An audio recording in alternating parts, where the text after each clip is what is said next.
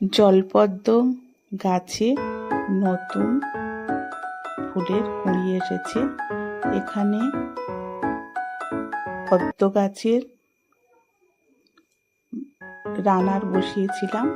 সেই রানার থেকে মাত্র 2 সপ্তাহ আগে বসিয়েছি, তাতেই কিন্তু এত সুন্দর একটা কুঁড়ি দেখা দিয়েছে।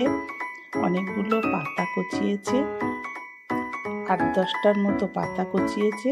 তারপরে এই জলপদ্মের কুঁড়ি এসেছে।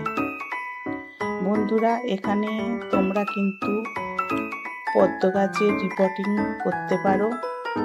খুব দ্রুত পদ্মের কুঁড়ি এসে যাবে এবং ফুল ফুটবে। এখানে আমার এই পদ্ম গাছের কুঁড়ি এসে গেছে এই গরমের সময়।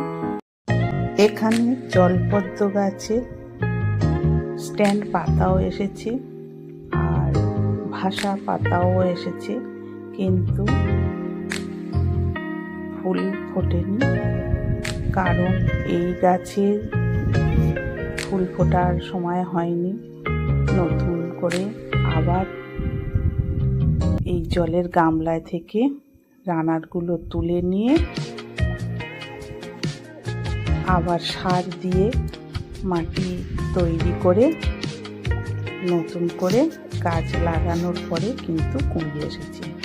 এত সুন্দর পাতা, স্ট্যান্ড পাতা যখনই শুরু হয়ে যাবে তখনই বুঝতে হবে যে এবারে কিন্তু এই জলপদ্ম গাছের কুঁড়ি আসবে এবং ফুল ফুটবে। এখানে সার প্রয়োগ করতে হবে, যেমন এখানে ডিএপির 4 থেকে 5টা দানা দিতে হবে, আর লাল পটাশ একটা পুঁটলি করে নিয়ে আর এই পাটের মধ্যে গুঁজে দিতে হবে। দিলে এর থেকেই সার পাবে, আর তখনই কিন্তু এইরকম বড় স্ট্যান্ড পাতা বেরোবে। এখানে সার প্রয়োগ করতে হবে আর জল পাল্টাতে হবে।